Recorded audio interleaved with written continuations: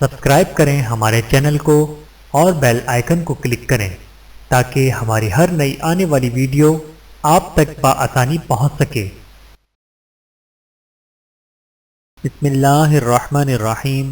السلام علیکم ورحمۃ اللہ وبرکاتہ۔ دنیا کی سب سے بڑی دولت نیک بیوی۔ رسول اللہ صلی اللہ علیہ وآلہ وسلم نے ارشاد فرمایا، دنیا فائدہ اٹھانے کی چیز ہے اور دنیا میں سب سے زیادہ فائدہ دینے والی چیز نیک بیوی ہے۔ بحوالہ صحیح مسلم۔ نیک بیوی کون سے مسلمان کو ملتی ہے؟ حدیث کی روشنی میں حضرت ابو امامہ رضی اللہ تعالیٰ عنہ سے روایت ہے کہ رسول اللہ صلی اللہ علیہ وآلہ وسلم نے ارشاد فرمایا کہ مومن بندے نے تقوی کی نعمت کے بعد کوئی ایسی بھلائی حاصل نہیں کی جو اس کے حق میں نیک بیوی سے بڑھ کر ہو۔ پھر نیک بیوی کی تعریف کرتے ہوئے فرمایا، اگر شوہر اسے حکم کرے جو خلاف شرعی نہ ہو تو اس کا کہا مانے، اور شوہر اس کی طرف دیکھے تو شوہر کو خوش کرے، اور اگر شوہر کسی کام کے بارے میں قسم کھا بیٹھے کہ ضرور تم ایسا کرو گی اور وہ کام شرعن جائز ہو تو اس کی قسم سچی کر دے، اور اگر وہ کہیں چلا جائے یا یہ اس کے پیچھے گھر میں رہ جائے تو اپنی جان اور اس کے مال کے بارے میں اس کی خیر خواہی کرے۔ بحوالہ سنن ابن ماجہ۔ بیوی سب سے گہری دوست ہے۔ بیوی سے بڑھ کر دنیا میں کوئی دوست نہیں ہو سکتا۔ تجربہ یہ ہے کہ زمانے افلاس و مصیبت میں سب احباب الگ ہو جاتے ہیں اور ماں باپ تک انسان کو چھوڑ بیٹھتے ہیں، مگر بیوی ہر حال میں مرد کا ساتھ دیتی ہے۔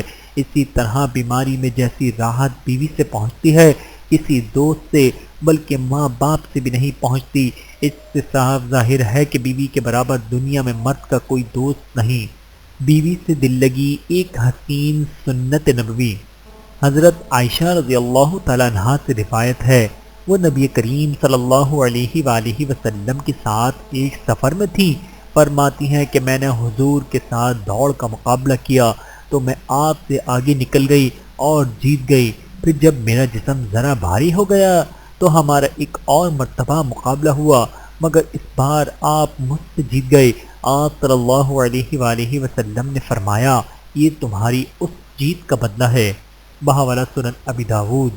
جب شوہر بیوی کو ہم بستری کے لیے بلائے تو بیوی فوراً آ جائے۔ پیارے نبی صلی اللہ علیہ وآلہ وسلم کا فرمان۔ حضرت عبداللہ بن ابی اوفی رضی اللہ تعالیٰ عنہ سے منقول ہے کہ رسول اللہ صلی اللہ علیہ وآلہ وسلم نے ارشاد فرمایا، قسم ہے اس ذات کی جس کے قبضے میں محمد کی جان ہے، عورت اپنے رب کا حق اس وقت تک ادا نہیں کر سکتی جب تک وہ اپنے شوہر کا حق ادا نہ کر لے۔ اگر مرد عورت کو اپنی جانب بلائے اور عورت کجاوے پر سوار ہو تو اسے فوراً مرد کے پاس آ جانا چاہیے۔ بحوالہ سنن ابن ماجہ۔ اللہ تعالی ہمیں سمجھنے کی اور عمل کرنے کی توفیق عطا فرمائے، آمین ثم آمین۔ ویڈیو دیکھنے کا بہت شکریہ۔